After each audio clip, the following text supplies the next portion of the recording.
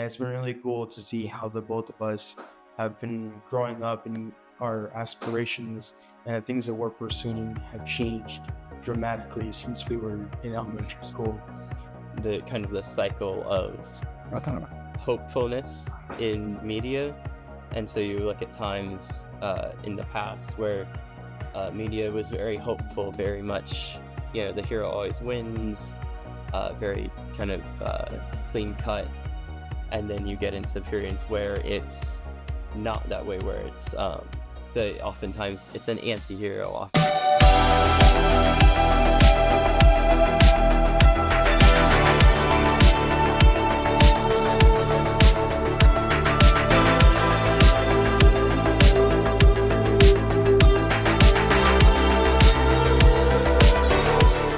Hey, what's going on, everybody? Welcome back to Beyond the Cut.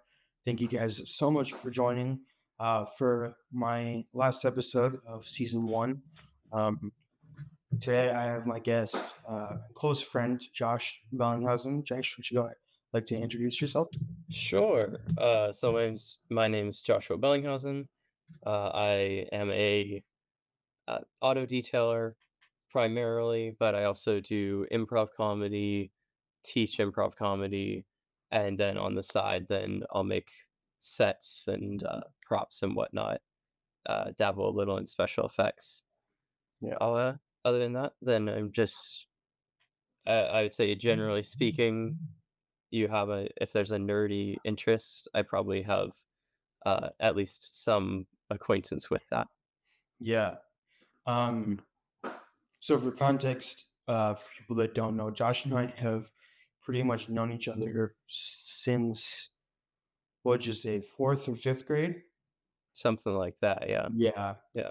Um, and it's been cool because our moms were friends for a long time, and then as we got older, we just continued to stay in touch, and it's been really cool to see how the both of us have been growing up and our aspirations and the things that we're pursuing have changed dramatically since we were in elementary school.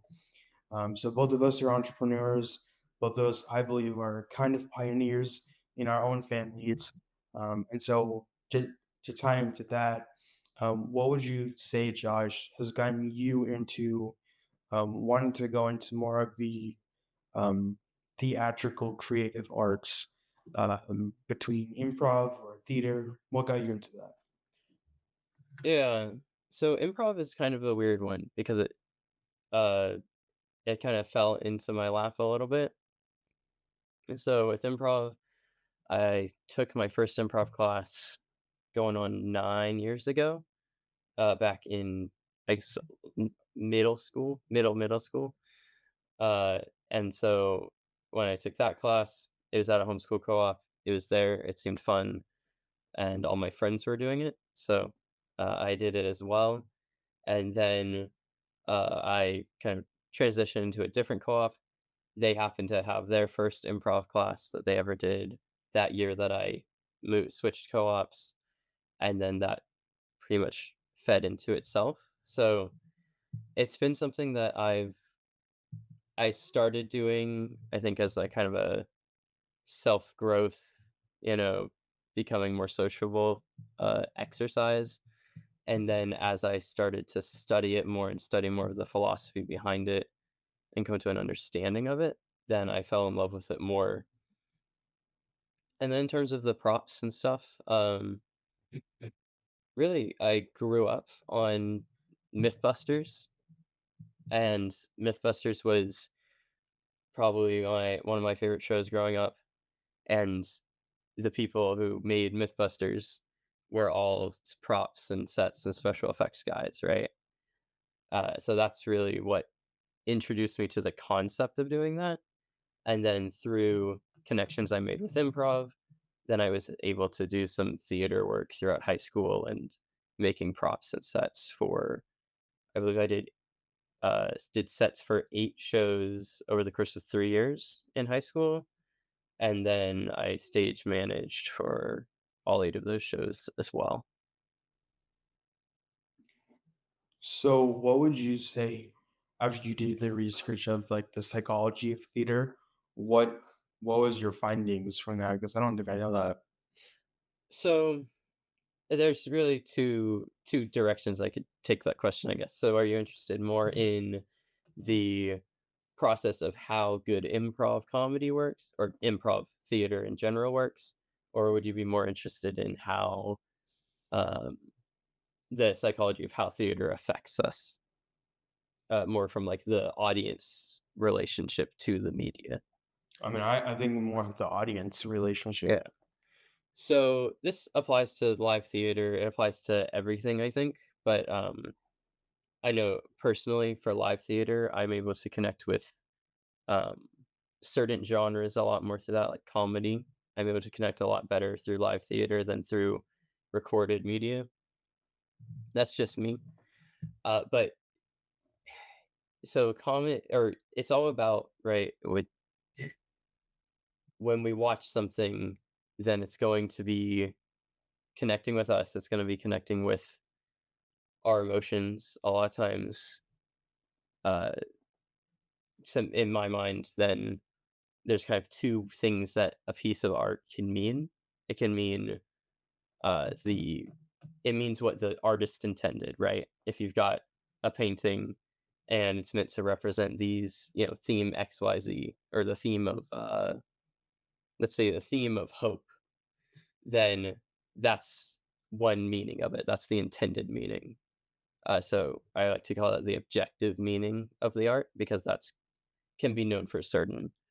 But then you also are going to have the subjective meaning, which is what the audience brings to it.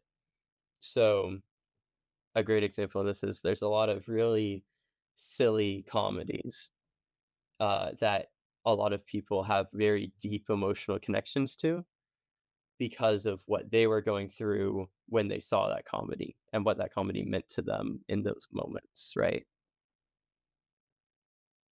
Yeah, no, and I think even learning about just the relationship that we as moviegoers, or audience members, how we each have, I think, have personal relationship with the content that we consume, just in general, regardless of if it's the theater or just scrolling on social media.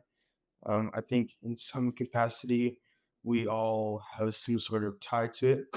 And in that way, I think that the what we consume and what we also produce is super important, because it it really plays into who we are as people, and especially when we are producing, how can we best, this plays into marketing, but how can we best play into that one target audience? How are we trying to play into multiple target audiences? How can we best produce that type of content to portray the meaning and the hidden message that you know you're trying to convey? And so that's super cool that you research that. It's something that I've definitely thought about a lot, especially as a producer, trying to figure out what type of movies and TV shows people actually want to see Mhm. that people haven't already seen. And like it's an original idea, and it's not all recycled material, but that people actually do want to see it. I think that's super important. Uh, so yeah, Right. I think it plays into the cultural moment as well, right? So something you see a lot is um, the kind of the cycle of hopefulness in media.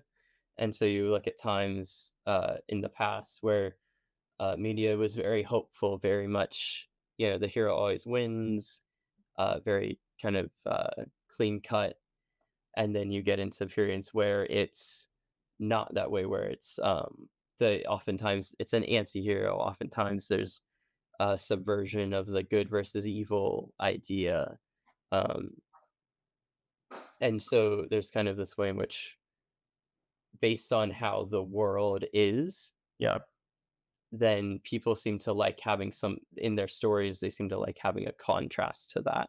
yeah, So I this is one term I've heard people describe it as, but is saying, like, in the 50s, right? 50s and 60s, then you had modernist film, right? Which was kind of that hopeful look at things. And then going into like the 80s and 90s, then you got more into postmodernism, which is more of that uh you can't like less hopeful, right? You can't trust things, you can't trust heroes. Heroes aren't like a real concept in postmodern films a lot of times. Yeah. Um but then we're kind of in our current cultural moment, things I think a lot of people would agree are a little bit bleaker feeling Hmm. in the world, and you look at the movies that are doing really well right now, or that have done really well in the last couple of years. Um, you've got something like K-pop Demon Hunters, Right. a very uh pretty straightforward, pretty simple plot line, right? Yeah. Um, but it doesn't really try too hard to subvert expectations. It doesn't really try to be uh countercultural too much. It's just saying, hey, here is a good, hopeful story where the heroes win and it's a success, and we end on a hopeful note. And we're going to tell that story very well, very Yeah. competently in all of the technical aspects of it. And that was an incredibly successful product. Yeah. But I also think what's interesting was so me and my friend we went to a film festival. It was a smaller one, but it was my first time going to a film festival like that. And what I was trying to do was learn from other people what what kind of content were they producing. So for context, me and Josh and a few other people, we had finished making a short film that we entered into four different film festivals. And so one of those ones is the one that I went to. And it was their inaugural film festival. And so they were only screening shorts because obviously you don't have a lot of time to watch Mhm. an entire feature. Um, but we had entered into the short film category.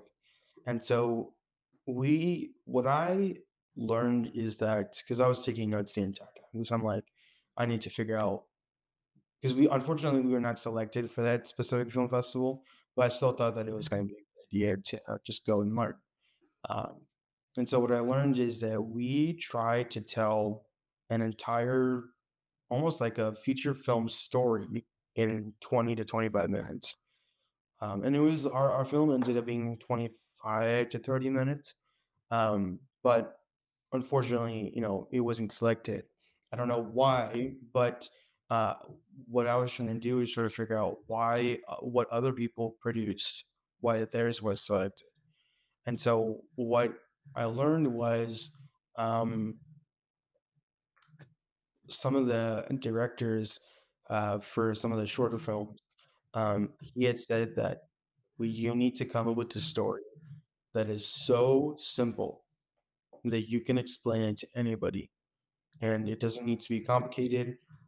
Actually, the more complicated you get with the story, that's actually where you lose people.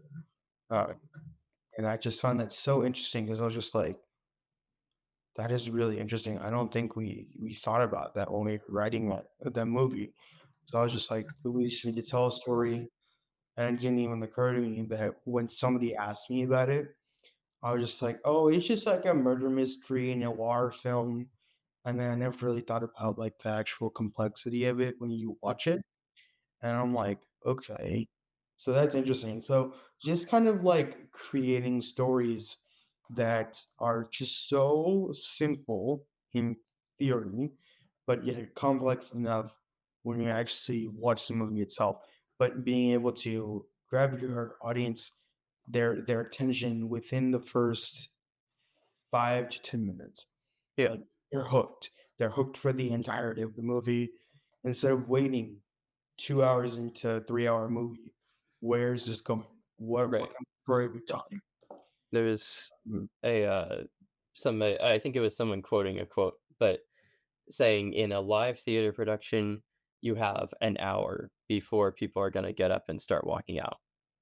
Mm, In a movie theater, you've got 10 minutes yeah. before people are gonna get up and walk out. On a TV format, you've got 30 seconds max before Mm, people are gonna change channels. Uh, uh, and that stuck with me of, like, the barrier to, um to watching it is so low, yeah. right? The barrier to changing is so low that if you don't grab them right away, there's nothing keeping them there. Right. But even with social media, what I've been wondering is what a lot of successful creators say is you have to be able to hook the audience within the first 3 seconds. 3 seconds. I'm just like, how in the world are you supposed to create content? And people do it. I mean, people do it. I mean, Right. 3 to 5 seconds, but 3 seconds into the either 30-second video or 90-second video, because unfortunately, we're at a place right now as a society and as a race where our attention span is so short that if that dopamine hit is not, if we don't get that within 3 seconds, we're gonna scroll past you and we're just gonna completely ignore it, you know? But it's the same thing with TV, movies, um, and even with shows, it's just crazy. But from, like I was saying, just coming from the producer's perspective, the people who are actively creating something, or people that do want to create stuff. Unfortunately, as uh, as disappointing as it is to have to force yourself to hook to put your audience in an uncomfortable place where you have to, or put yourself in an uncomfortable place where you have to hook them that quickly. Mhm. Um, because that was not always the case. Um, Right. that definitely changed a lot with social media and the whole short form content that has definitely changed within the past 10 years. Okay. And Just sorry, go ahead. and of course, the interesting thing is you can get to a place where you don't have to play by the rules anymore because you've got, like The Odyssey. I don't remember if it's already come out or it's coming out in a few days. Mhm. Christopher Nolan has enough social capital Yeah, that he could have. I'm assuming it's gonna be about 3 hours. yeah, it He is. could spend the first hour and basically nothing interesting could happen, and people would be fine with that. Right, You would hear people piping off on occasion, but in a general sense, people would be fine because he's built up enough trust with the audience over the last 30 years or so. right. So the ironic thing, I guess, with all creative projects is Okay. when you're starting out, people don't trust you, and so you have to earn their trust. Yep. But then when you're later on, then you don't have to. It gets easier almost. The bigger you are, it gets easier, which I guess makes sense, but it's it feels counterintuitive, I guess. Yeah, I think there's a lot of giving and taking with that. Um, because obviously, like these bigger directors like Christopher Nolan, Steven Spielberg, James Cameron. I mean, Avatar is not for the faint of heart. I mean, it's a 2.5, 3 hour movie, right? So, what I noticed is that, for example, uh, John Favreau, who directed the first Iron Man, Mhm, their budget was, I don't know the specific number, but I'd like to think it was 10 to maybe 30, $40 million, which in the grand scheme of things nowadays, that's a small budget, right? So they had to make a lot of, not shortcuts, but they had to make do with the budget that they were given. And so we've gotten so used to these bigger budget films that the production quality is so high and yet the story is just lacking, right? mhm, So yes, I agree with what you were saying, but I also think that there is, how do I say this? Um, I think people get lazy Right. with the actual storytelling, where they let the politics behind the film get to them instead of just being Right. instead of being the filmmakers when they were just starting out. Because I think those starting days are actually better For than sure. we've potentially made it because you had to make a way for you to make your dreams become a reality. Mhm. Um, and for example, you mentioned the Odyssey. Um, that this is we're talking about a movie with a $250 million budget. I mean, we're throwing around hundreds of millions of dollars like it's nothing, right? Right. But then, I was initially super excited for that movie because I love Greek mythology. I love Mhm. movies about it. I think those types of movies and even just war movies in general are my favorite genre of movies. But then started getting leaked about the movie, um, about the castings and the story itself, and it just got super political very quickly. And I'm just like, somebody as, like you said, who has a lot of social capital, like Christopher Nolan, um, potentially let that affect his filmmaking process. And Mhm. unfortunately, that's kind of how it is nowadays. Right. As much as we don't want that to happen, like we want our favorite directors to continue making these great movies, unfortunately, there's a lot of darkness that goes into it, unfortunately, where the politics will get to it because I So don't. I haven't really been keeping up with like the no, conversation around it. So when you say politics affecting it, then what do you mean? Okay, so this is all I should preface. I've never, Alleged. I've never researched these articles. So this is all stuff that I've seen on social media. Um, but at some point, um, I it just became so many people kept saying the same thing that it was kind of obvious not to believe what they were saying. So, for example, um, the castings included so many um, actors of color, and in Greek mythology, even people that played such a high priority role in Homer's Odyssey or the Iliad, specifically the Odyssey, obviously. They were not people of color, especially in Greece and Athens. We're not this To our knowledge, they were not portrayed as people of color.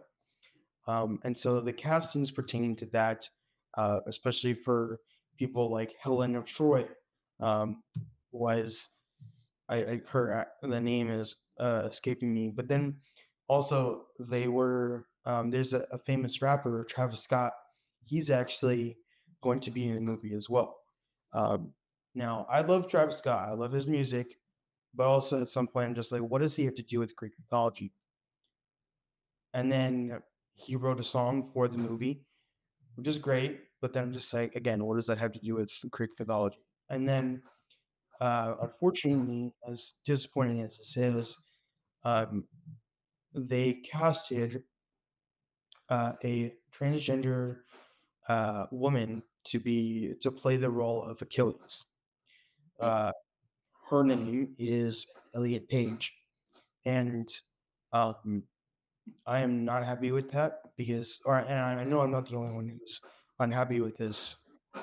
Many people are very upset by this because they came out with an Achilles movie in early 2000s, and Brad Pitt was Achilles. We're Mhm. talking about Greek mythology's arguably strongest warriors, and if you look online and you look up Achilles, the Odyssey, that is not a strong warrior. You look at her and you look at the way that she is portrayed, it's not good. I'm Mhm. sorry, Mhm. you may feel differently or other people may feel differently, but when you look at a warrior, you look at especially Greek mythology, that's not what you should see and not what you should expect. And that's my bet is that Homer did not intend people like that to play roles like that when he wrote the Odyssey however long ago. Right. So Yeah. Okay, I got you. So, yeah, I think that politics and I guess to bring it back like kind of a wider picture, right? Um, Politics in film is really interesting to me because the way it's evolved, right? It used to be much more about um there's kind of there's a discussion in I guess art criticism, artistic circles of is it possible to have non-political art? Or is art political by its very nature? And it's interesting because it's very much the discussion around it has shifted from the work itself and the question of, oh, is uh, Fahrenheit 451 political, which obviously it is, um, to almost more of the process around the creation of the work, like the casting. mhm. Um, so it's an interesting cultural shift in there that I think is represented in that as well. Right. And I don't know how true this is. Preface, I did not research this after I saw this, but I had seen that um, Christopher Nolan was um, threatened is the wrong word, but he was told that if he didn't make these castings by the Academy, that he would not be considered for any Oscars for this film. So that's unfortunately where I think that filmmaking has gotten to a place where they can threaten people of these great social capital that if you don't do this, your the trust that you've built up is maybe taken down and on both sides from the academy because he's not going to do it because they have the authority to give him the award and then boost his morale even more, but then on the other side from the audience perspective, nobody wants to see that. Nobody wants to see that. You have to personally, that is not the type of movie that I want to pay $18 for a ticket and thirty bucks for food. Mhm. That whole experience and for a 3-hour film, you have to really think about if that is actually worth your time and your money. Now, obviously, I'm gonna still go see it because I want to see it, right? But from the moviegoer's perspective, one, is it worth it? And two, are we willing to actually go and support a movie like that? Um, Because if they did it for somebody of stature like Christopher Nolan, who's to say that they're not gonna do it to somebody who's smaller or somebody who's even more powerful or anything like that? Who's to say that they won't? So it just plays into stuff like that, you know? Right. It's kind of at the you know at the heart of a lot of all of it, and of maybe of a lot of social issues in general. Right? Is it's about your audience, right? So you've got your movies that are clearly Oscar bait movies, and you've got your movies that are clearly general audience movies. Um, and so it's a I guess taking it back to business, then it's like you had said earlier, it's about who's your target audience. Right. And for, if that all that stuff is accurate, then for Christopher Nolan for the Odyssey, his target audience is presumably the Oscar or the Academy, right? Which fair enough, I guess. It's something I certainly wouldn't understand just because he's already got plenty of awards and whatnot, and he doesn't really need the career boost that it brings. But at the same time, who can say the reasoning behind it exactly? But certainly from my perspective or from a general audience perspective, then it's like, well, I would like you to prioritize me in your decision-making process. Right, right. And um, I think what I have seen from somebody like Christopher Nolan is that he does these adaptations of things that we may or may not have already seen. For example, when he did the Dark Knight trilogy, we had already seen a Batman movie. Mhm, He just did a different version, and personally, I think that was the best version. And then he was. I actually didn't know this. He was a part of he's one of the screenwriters and producers for Man of Steel. I didn't actually know that. So, that I think it was like early 2000s and early 2010s that he was involved a lot with the whole DC writing. mhm, I believe that that is when DC was at its peak. Uh, I think, because since then, you know, um, James Gunn has become uh, his title is escaping me. I want to say he's the co-head of DC. Now, don't get me wrong, I love James Gunn. His work with Guardians of the Galaxy has been absolutely phenomenal. But unfortunately, um, he's I just feel like, for example, Superman. Um, I'll preface I didn't see it, but just from the reviews that I've seen and from clips that I've seen, um, and you're doing a straight one-to-one comparison of Man of Steel and Superman. Man of Steel will, in my opinion, win every time, just because of the way that it was shot.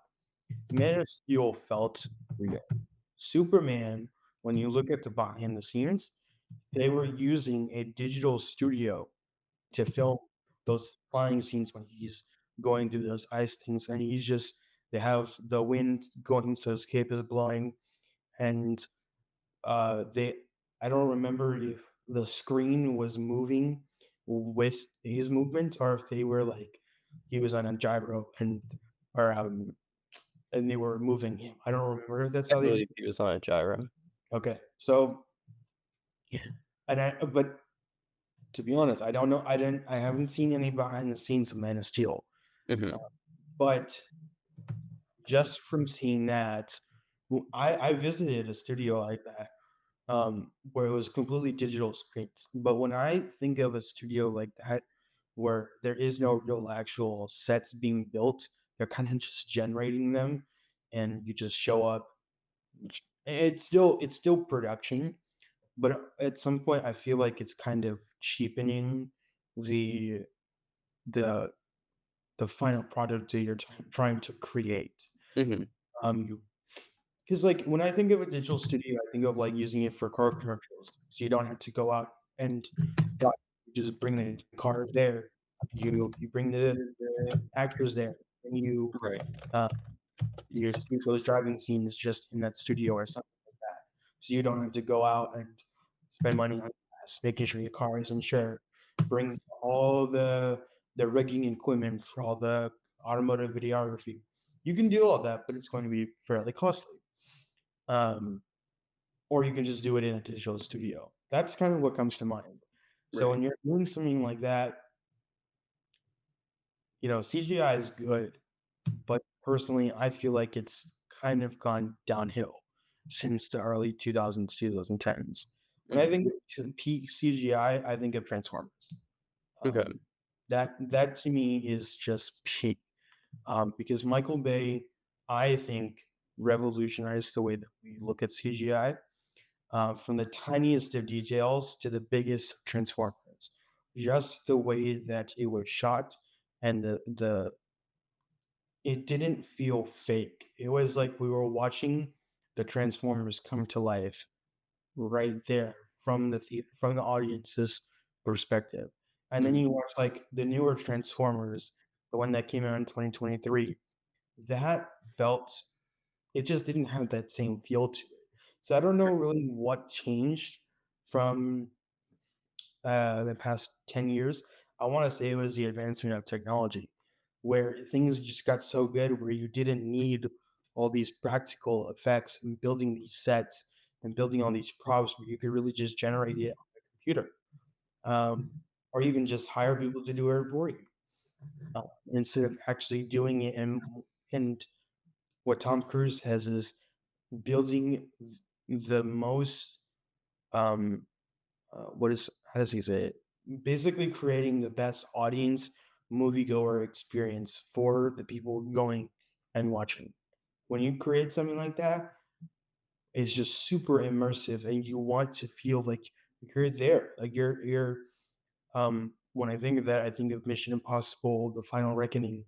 There was a scene where um, he was underwater and he was in a submarine looking for this artifact, and um, his oxygen was going down, and the submarine started rolling over, and that intensity, you felt like you were there, like you Mhm. felt like you were drowning, and you didn't want Tom Cruise to die, right? Something like that, something so similar.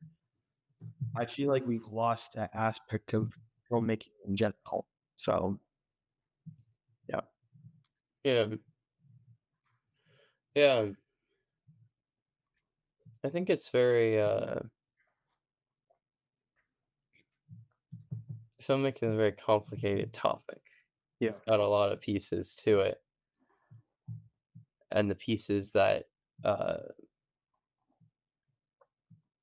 a lot has to come together, right, mhm, for something to be good.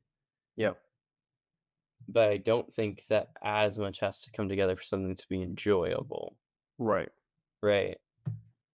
And so there's an interesting, I think there has to be a decision, right? Of is this, so if I was to, I think there's really a couple of base things, like fundamental things to any given project that really set it up. You Mhm, can either have it, so for example, do you want this project to be, uh, who's the audience? Do you want this to be a mass audience? Do you want this to be targeted towards the academy? Do you want this to be exist for the purposes of artistic expression in a pure sense? mhm, Um, and of course, the difficulty is that there's always the bigger you get, right? The more push there is from the more people to make a profit and whatnot. Um, There's a interesting quote. I don't not saying I fully agree with this, but it's something that was said by George Lucas, mhm, saying that his Russian filmmaker friends in the Soviet Union were more free than he was to make what they wanted because they just had to avoid specific content. mhm, But other than that, they didn't have to make a profit. They right. didn't have to. They knew what the rules were, and as long as they stayed within the rules, they could Mhm, make whatever they want and they didn't need to make money mhm, versus the rules in a kind of profit driven society are a lot more fuzzy and vague. right, Obviously, I'm not advocating for authoritarianism, but right. I think there's value to being able to make films and make art that doesn't need to make money. True. Yeah. Yeah, no, I totally agree because I think that, in the early part of, I think, Western filmmaking, um, there's a channel called School of Hard Knocks. One of the guys, he interviewed Tom Cruise, and so when he was interviewing him, Tom Cruise says, he just wanted to create an excellent audience experience for whatever movie he was making. And if it made a little bit of money, great. If not, that's okay. But the money that made the movie made, the studio could take that money and invest it into future projects. That was his whole uh, way of thinking, and I totally resonated with that. I was just like, oh, that's a really good point because if we can take the funding or even the profit that we made from just one film and just invest it into just like either pre-production of 3 to 5 different projects or investing in just in one, and that whole thing is your entire budget.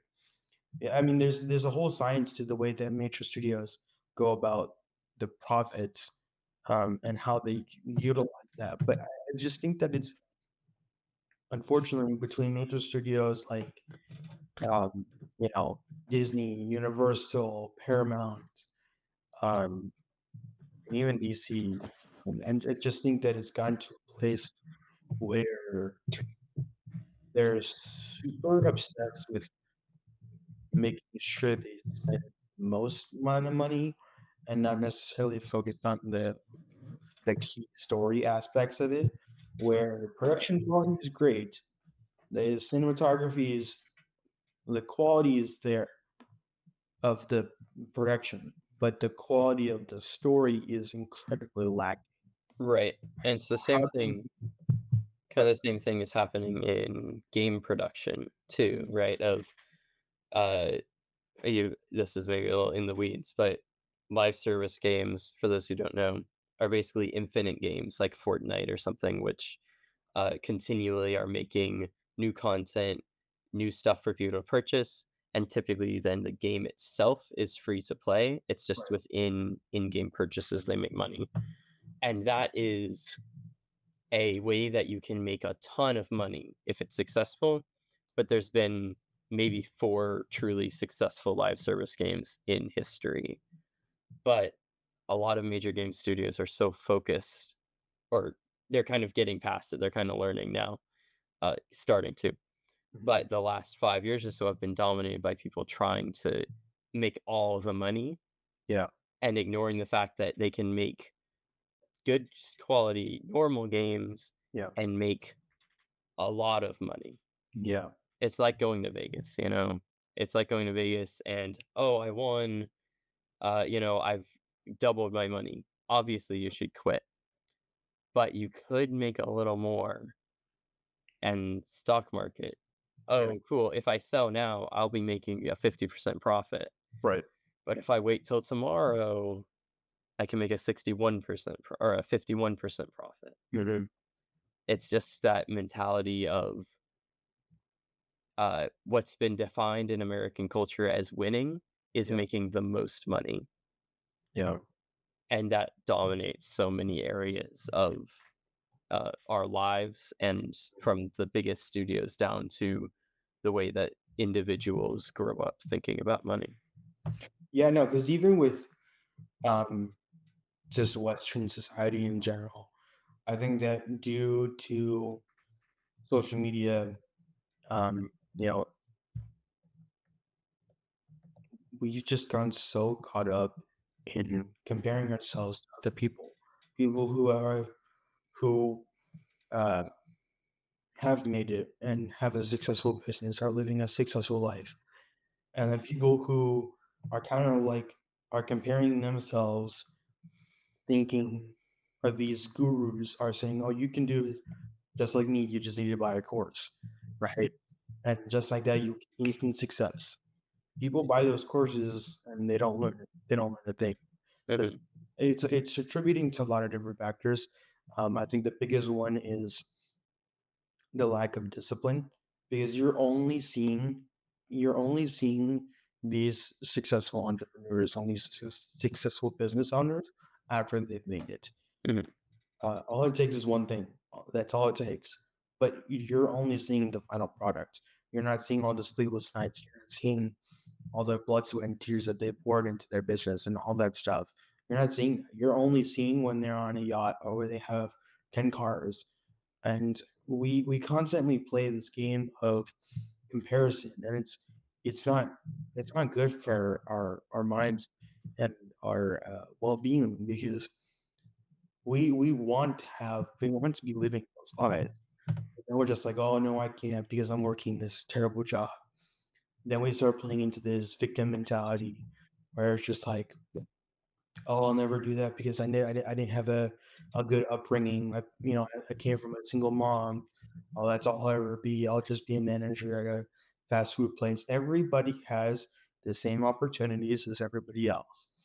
If you continue to work hard and put your head down, it's going to be hard. I believe that if you continue to put in the hard work, continue to put in all that time and trust that one way or another, somebody is going to notice it. Somebody, and somebody is actually going to take a chance on you.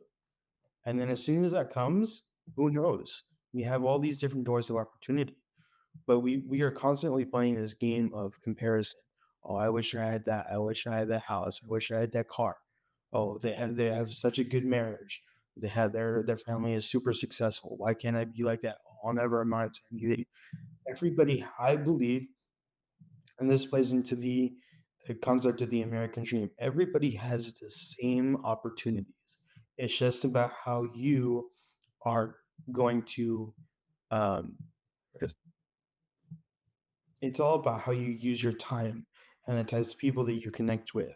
It's about putting yourself into uncomfortable situations that sooner or later may or may not actually pay off.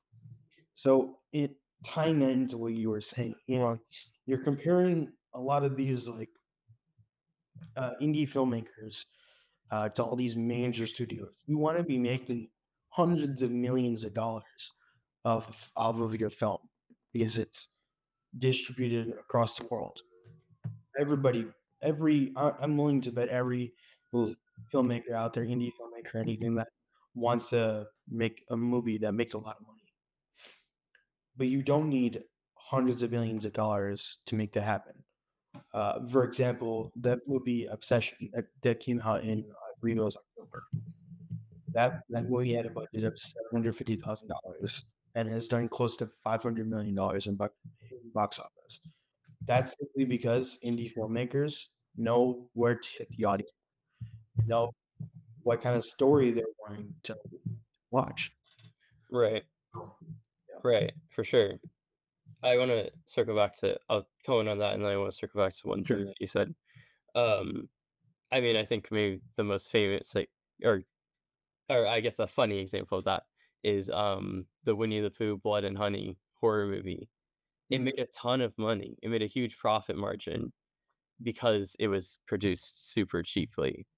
Mhm. Um, so yeah, I mean, profit, there's a big difference between profit, the number, and profit margin, Yeah, how that number relates to what you invested into it. sure. Um, and then cycling back just a little bit, uh, I want to give a counterpoint.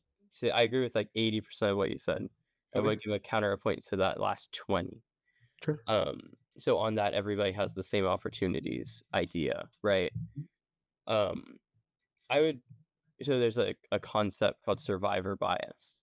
Okay. And what's cited a lot as an example of this is in World War II, then the planes would come back home from bombing raids, and the engineers would be like, "Okay, guys, look at where the planes got shot, where the bullet holes are, and we should reinforce those areas." And I forget his name, but there was a one guy who famously said, "No, we should reinforce the areas that didn't get shot because the white planes that got shot there didn't come home." Mhm. And so it's this idea of we tend to look at the people who succeed and say, "Okay, that's how you succeed." Mhm. Not, but the reality is when only a small fraction of people succeed, it's perhaps more valuable to look at what causes you to fail. Mm, yeah. Right? And so I'd say that, the reality is that not everyone has equal opportunities, right? If you don't have a very large, to take a small example, if you don't have a very large social network, right? If you grew up in a small town, let's say, then, and you want to become a filmmaker, your odds of knowing someone who has any connection to the film industry are much lower than someone who grew up in LA, Mhm. right? And that connection could be the one difference between working your whole life to be a filmmaker and being either unsuccessful or just barely making it by, and working your whole life to become a filmmaker and becoming very successful. It's just that one early connection point. Yeah. Um, the best way I think I've ever heard this put was by a guy.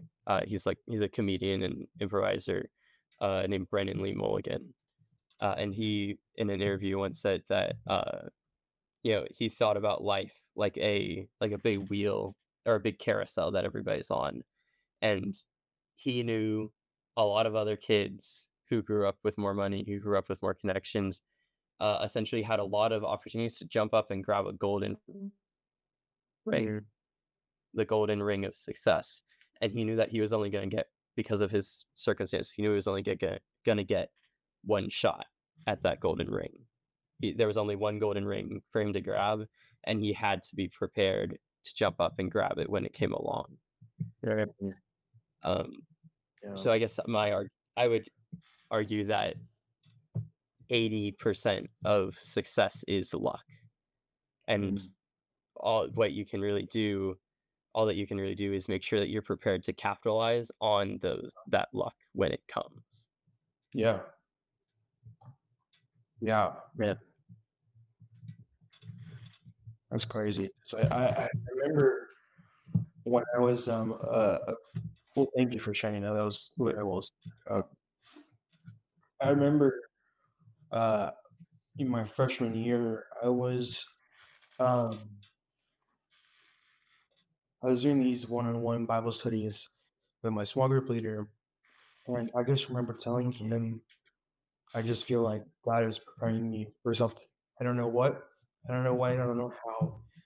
I just know that I just feel like He's preparing me for something bigger than what I'm already doing right now. And all I know is that I have to be ready. I have to feel prepared. Mhm, And that feeling is definitely there because that moment came by surprise where I felt like I was ready, where I just started connecting with people at a kind of like a networking event through my school. And I just remember connecting with all these different actors. I remember where we were literally just supposed to be casting for two different roles. It was for a scene recreation project, something like the bar could not be lower. Like there were no standards or anything like that. You just wanted us to recreate a scene from the movie. And I remember I was just like, okay, I emailed the professor who was in charge of the theater department. And it's like, oh, okay, that's great. We have this a networking event between filmmakers, actors. Feel free to come and just make any connections. Everybody in my group, it was three other people in my group, was just making conversation. I was still making conversation, but I was working the entire room asking for people's numbers and asking for if they were interested in working on a project with us. And I was the only one who did that. The one in my group, and I think throughout the entirety, I think there were probably a handful of other people. But it was at that moment that I decided to take my filmmaking journey seriously, because it was my first time ever doing anything like that. And the moment that I decided to do that, from that point on, from my remainder of that time in my community college, I just felt like people in different classes and the job that I was working from, just walking through hallways, people were just coming my way in ways I mhm, wouldn't have expected or imagined. But it required me to be in a situation of meeting all these people who I had not met before. One of those guys is still my closest friends today. And so if it wasn't for me putting myself out there, I wouldn't be where I am right now. And so to those people, I would say, like Josh said, always be prepared. Whatever that takes, asking the right people the right questions, learning from, I mean, it sounds really silly, but learning from YouTube. YouTube is a free resource. You don't have to pay. It's readily there. Just learn, sit there, and just follow down a rabbit hole. The whole, the whole. I don't know how to say this. At 3 in the morning on a December night, I just had an idea that I felt like God gave me to start a podcast. And I don't remember or I didn't really understand why. I just knew that I wanted to talk about film, and I wanted to talk about how film can be tied in with our faith, and that anybody can do it. It's not exclusive to just a select few of people. Anybody can do this. And at 3 in the morning, I just remember going down this rabbit hole of looking at different softwares, thinking, coming up with a list of people I'd love to invite, and just scheduling it out. I started in February, and from February to now, I mean, this is like 5 months. But this is my 18th episode, right? The last episode of the season. I honestly never thought that anybody was gonna ever watch this. And after 18 episodes and consistently posting every single day for 5 months, I just surpassed 55,000 views. Something Dang. I never would have expected Yeah. anybody to watch this. I thought it was just gonna be exclusive to family. Yeah. From all 4 or 5 of my platforms. I would have never expected this. But again, that's what Josh is saying, and this was complete randomness. God gave me an idea and I just decided to research it. And then I realized that there are all these resources readily available that you don't have to spend a lot of money for, or even they have a free version and it is limited, but they things like StreamYard. I mean, I this is something that I just found randomly through YouTube. And I'm just like, oh, actually, I think I could use this. And then I realized that I could stream directly onto YouTube. I could invite guests. They could set up their own camera and their own mic. I could have my own setup at my house. There, I streamed for once a week, and it would allow me to one live stream, which is something I've been wanting to do for a while, but two, take that content and then figure out that there is an AI editing tool called Opus Clip where you can cut up your clips from an hour or 2 hours worth of footage and turn that into 25, 30 videos that is under 90 seconds. Uh, So, like, I'm telling you, like, this is not something that I ever would have thought or imagined somebody would one tell me that I was going to do this year, or two, that anybody would actually even watch this. So, I mean, it's all about putting yourself in in that state of mind, in that mindset that you are ready, and preparing yourself for when it does come, because it will come.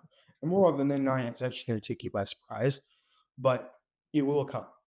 And when you do, you have to be ready. So, anyways, sorry, long right. story. I totally agree. Yeah. Yes. Yeah, Yeah. No, I didn't know that story of how this got started. So. yeah, it's crazy. So, yeah, kind of as we slowly close out, I typically like to ask someone guest, if there's one thing that you would like to share with people of our generation, or just people of the older generation or younger generation, just one nugget of wisdom, what would that be? Hmm. That's an interesting question. Um,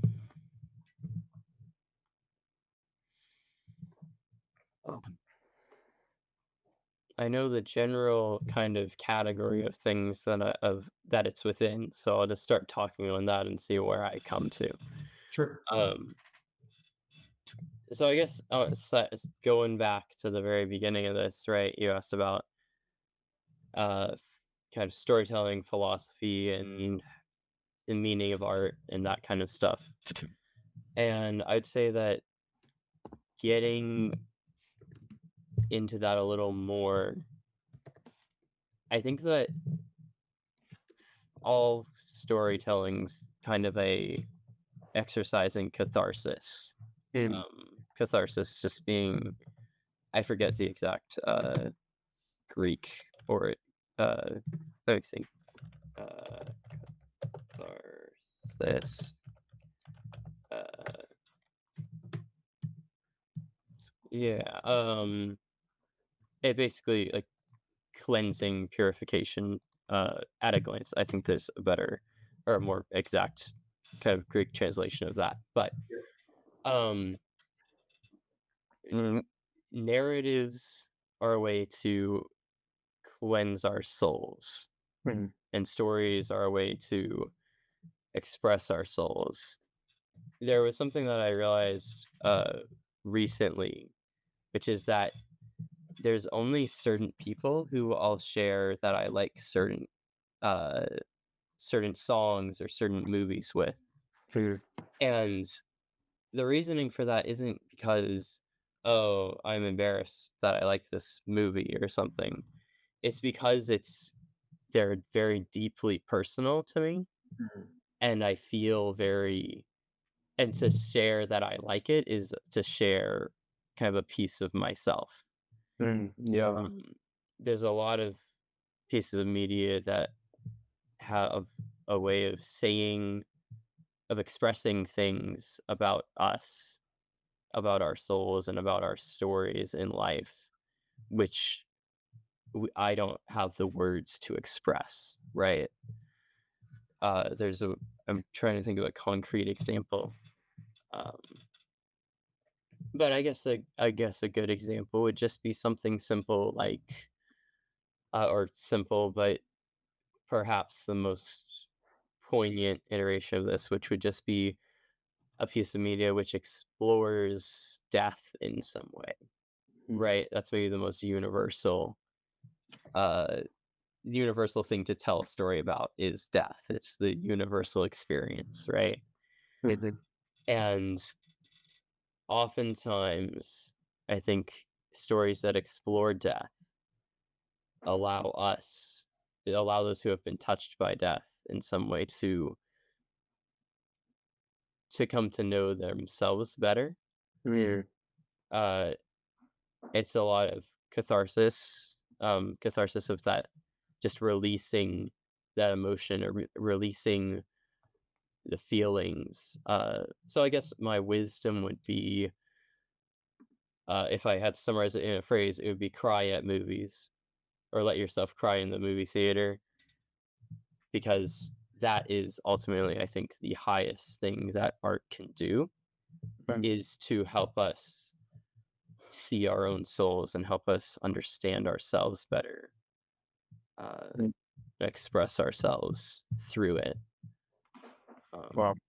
Yeah, That was very, very well said. Um, thank you. That's what 10 years of improv will do. well, thank you for joining. I really do appreciate it. I do like to close out with a blessing to all those who are watching from Numbers 6:24 through 26. May the Lord bless you and keep you. May the Lord make his face shine upon you and be gracious unto you. And may the Lord lift up his countenance upon you and give you peace. Guys, I just want to say thank you guys so much for the past 18 episodes. Season one is coming to a close after this episode. I will be taking a little bit of a break. But just from what I have seen, from really just the consistency of posting, and even being able to connect with all these amazing people from the past 15 episodes, um, from people who are in the production space, who are actresses, people who are just family friends. Thank you guys for being a part of this. It has meant so much to me, and to really be able to ask these types of questions that have really been asking for one the viewers, but two more for myself because I've been growing along this journey as well, especially going into my senior year of college. I feel like there's a lot of uncertainty that comes with that chapter coming to a close. And so I've been asking a lot of these questions more for myself than I have been for just the viewers. But all that to say, this has been such an incredible journey. I will be back. This is not the end of it.